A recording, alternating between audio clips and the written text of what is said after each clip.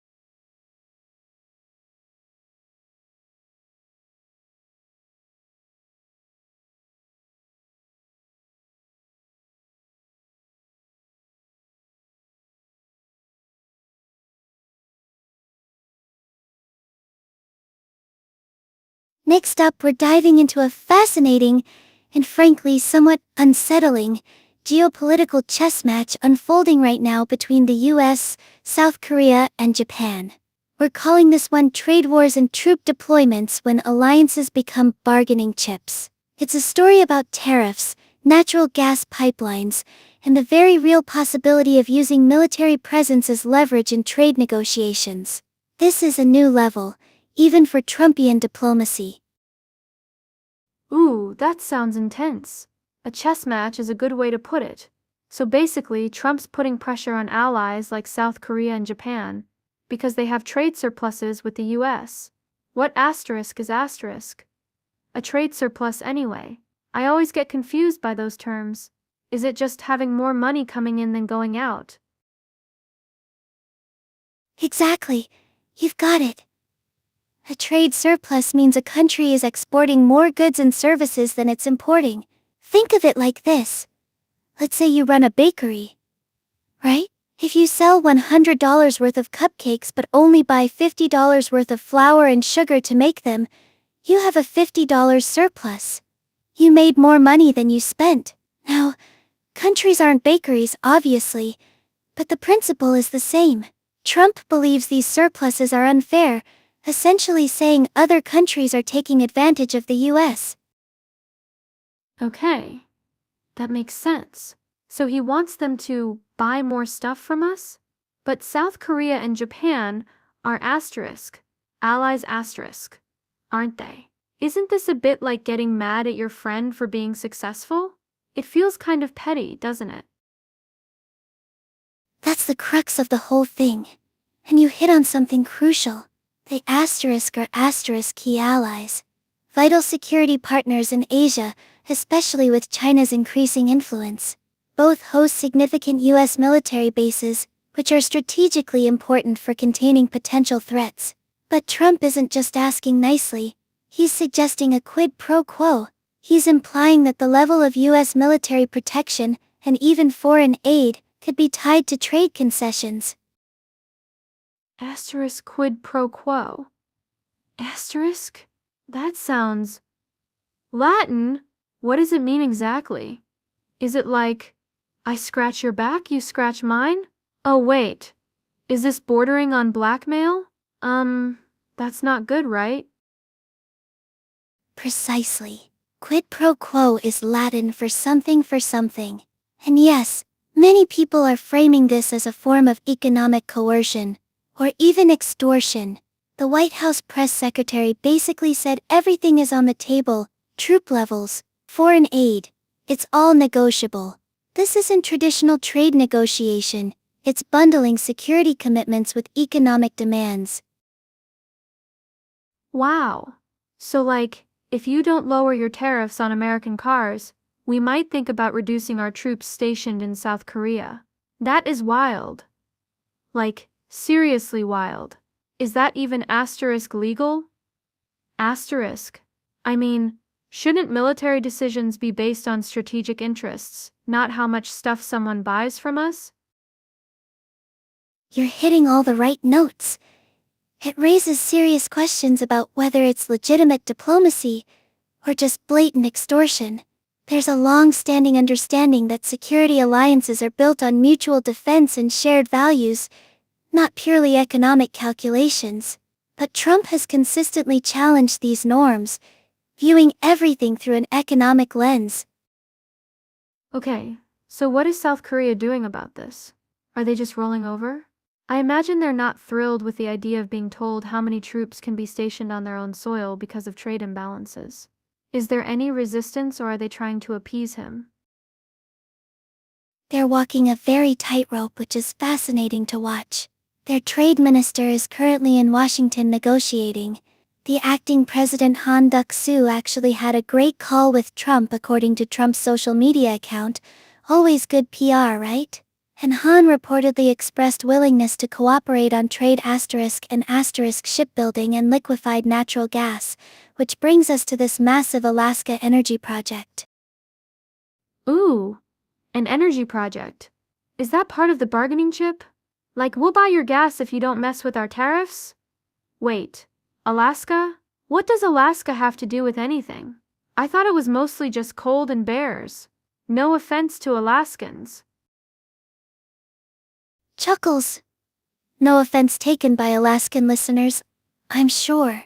But yes, the energy project is a key piece of this puzzle. Trump wants Japan, South Korea, and Taiwan to invest in a $44 billion pipeline that would transport natural gas from Alaska's North Slope to East Asia, starting around 2030. He sees it as a way to create American jobs and narrow the trade deficit.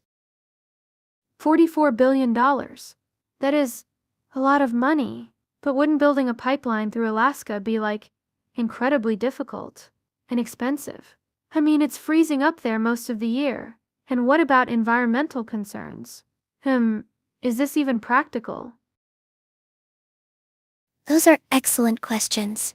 In fact, Japanese energy companies have already expressed doubts about its viability. They're unconvinced it makes economic sense. It's a massive undertaking with significant logistical and environmental hurdles. But Trump is pitching it as a win-win situation. It provides the U.S. with new markets for its natural gas, creates jobs, reduces trade deficits, and strengthens alliances, if everyone plays ball, of course. So he's basically dangling this huge, potentially problematic energy project in front of them, saying, help us build this, and maybe we won't hit you with more tariffs? That feels manipulative. And what about Japan? They were mentioned earlier. Are they being pressured too? Absolutely. Japan is facing similar pressure. Trump has spoken to their Prime Minister Shigeru Ishiba, urging him to rethink tariff policies. Japan's also sending a delegation to Washington for negotiations. It's all happening simultaneously. And what makes it even more complicated is that South Korea and Japan aren't exactly best friends. They have historical tensions dating back to World War II. Oh man. So now you've got this whole web of trade disputes, military alliances, a massive pipeline project, and two countries who don't necessarily like each other. That sounds like the plot of a spy movie. Is anyone else getting involved? Is China watching all this with popcorn? Laughs. You're not far off. China is absolutely watching closely. They see this as an opportunity to potentially exploit divisions between the US and its allies. The White House economic advisor Kevin Hassett has explicitly said they are prioritizing allies before engaging with China, which signals a clear strategy. And it's worth noting that South Korea is making it very clear they won't team up with China or anyone else in retaliation against the US. But internally, they are exploring measures to boost US imports. They're trying to find solutions without escalating into a full-blown trade war.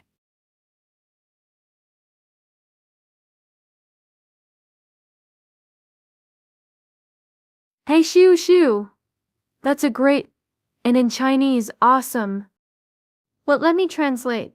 You were asking who benefits most from all this tariff stuff, right?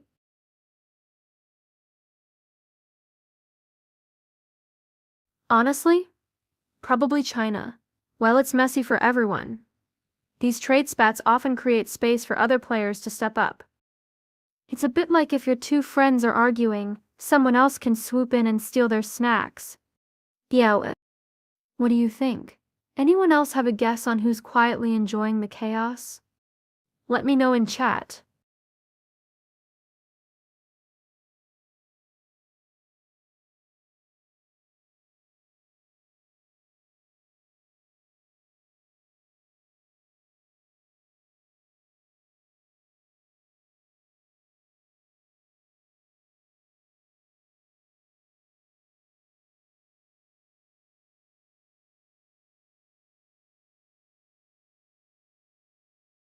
Ooh, good question, Shu.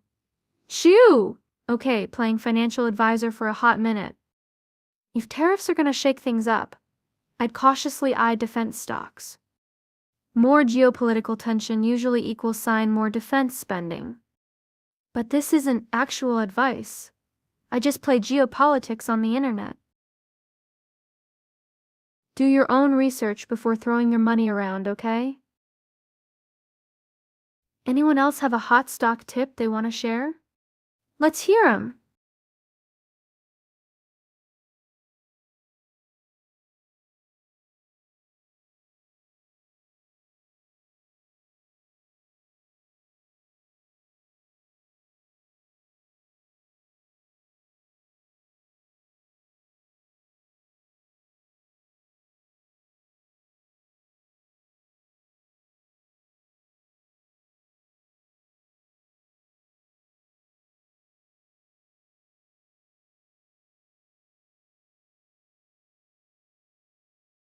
嘿，咻，当然可以用中文回答你。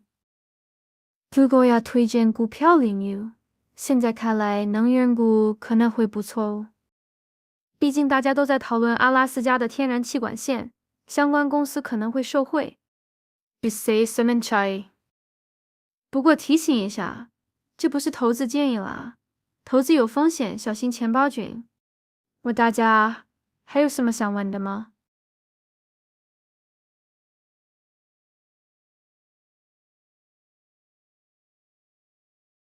？Next up, we're diving into a real-world game of economic chess. The US, South Korea, Japan, and a whole lot of tariffs. It's fascinating stuff, really. We're calling this one, The Art of the Deal, or Dissolving Them, because honestly, it feels like both are on the table right now. This situation with Trump and these trade negotiations is incredibly complex. It's not just about numbers on a spreadsheet, but geopolitical strategy, military alliances, even energy projects in Alaska. It's a bit of everything all rolled into one very high-stakes negotiation. Now, the core issue here is this: the US wants to reduce its trade deficit, and Trump is using tariffs as leverage. South Korea and Japan, key allies, are feeling the pressure. Whoa! Okay, that's a lot. Tariffs, trade deficits, Alaska? It feels like we're jumping all over the place. So, just to be clear, these trade deficits, why are they such a big deal? I mean, if South Korea is selling us stuff and we're buying it, isn't that just trade? Like when I buy a really cool vintage record from someone online, aren't those just transactions? That's a fantastic analogy, actually. The record transaction asterisk is asterisk trade. But imagine if you consistently bought 10 records for every one you sold. You'd eventually run into trouble, right? Your cash flow would be unbalanced. A trade deficit is essentially that, when a country imports more goods and services than it exports. Now in itself, it's not always catastrophic. Sometimes it means a strong economy attracting foreign investment. But Trump views large, consistent deficits as a sign of being taken advantage of, like one player dominating the record exchange. He believes other countries are unfairly benefiting at America's expense. Okay, that makes sense. So he wants to even the playing field? And tariffs are how he's trying to do that. But wouldn't tariffs just make everything more expensive for asterisk too? Like if I have to pay an extra $10 on a Korean TV, isn't that just me losing out? Exactly. You're getting it. Tariffs are essentially taxes on imported goods. They raise the price of those goods for consumers, you and me. The idea is to make foreign products less attractive, encouraging people to buy American-made alternatives. But it's a double-edged sword. It can hurt businesses that rely on imported materials, and it can spark retaliatory tariffs from other countries, leading to trade wars. Think of it like this: you get mad at the record seller for charging too much, so you start charging more for your own records, and then they do the same back. Ugh, a record war. That sounds terrible. So why is South Korea and Japan specifically being targeted? They seem like really important allies. I remember learning in history class how vital they were during everything after World War II. You're spot on about their importance as allies. They host a huge number of US troops, are crucial for containing China's influence in Asia. They are bedrock partners. But that doesn't make them immune to Trump's trade policies. The article highlights this. These countries have significant trade surpluses with the US, meaning they sell us a lot, more than we sell them. He sees that as unfair, regardless of the strategic alliance. It's like saying, I appreciate you having my back in a fight, but you owe me money. Wow.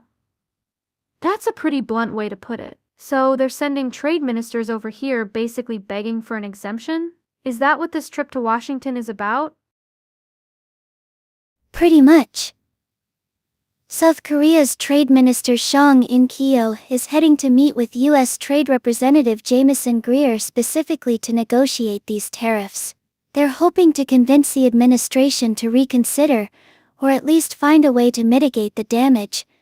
And interestingly, they are even considering increasing imports from the US, trying to balance things out, almost like saying, okay, we will buy more of your records if you lower the price on ours. That's smart. Like, we'll buy more American stuff if you don't hit us with these tariffs. But then there's this Alaska thing. A $44 billion energy project? What does that have to do with trade deficits? This is where I get so lost. Asterisk laughs. Asterisk you are not alone in being lost. It gets very tangled. Trump wants Japan, South Korea and Taiwan to invest in a massive natural gas pipeline from Alaska to Asia. He's framing it as a win-win. It creates American jobs, reduces reliance on foreign energy sources, and potentially narrows the trade deficit because they'd be buying US gas. But there are huge questions about its feasibility. Japanese energy companies are already skeptical. It almost feels like he's dangling this project in front of them as leverage. Help me with my trade problem, and I might support your involvement in Alaska.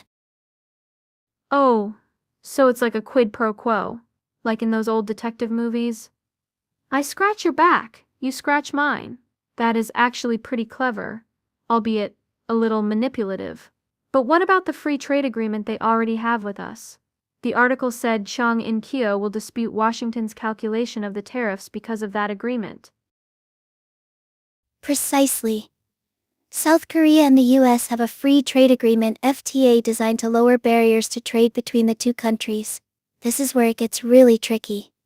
Because Trump has questioned the effectiveness of these FTAs, even claiming they've hurt American workers. Chung In-kyo is arguing that imposing tariffs violates the spirit and potentially the letter of the FTA. It's a legal challenge wrapped inside an economic negotiation wrapped inside a geopolitical power play.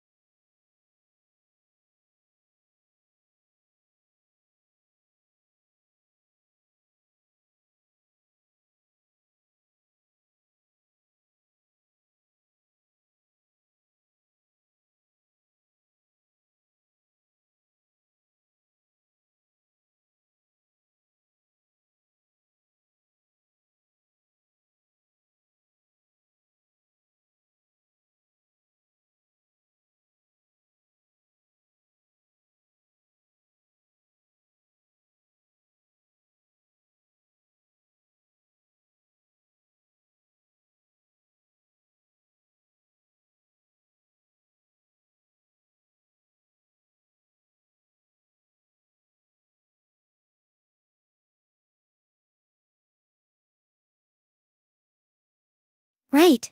So today's episode, and I'm tentatively titling it, The Art of the Deal or Not, we're going to unpack a really fascinating and frankly kind of chaotic situation unfolding with international trade. Specifically, we're diving into what's happening between the US, South Korea, and Japan right now. It's this bizarre dance of tariffs being imposed while negotiations are supposedly underway, and it just screams high-stakes poker game. You know, like when you bluff even though your hand is terrible?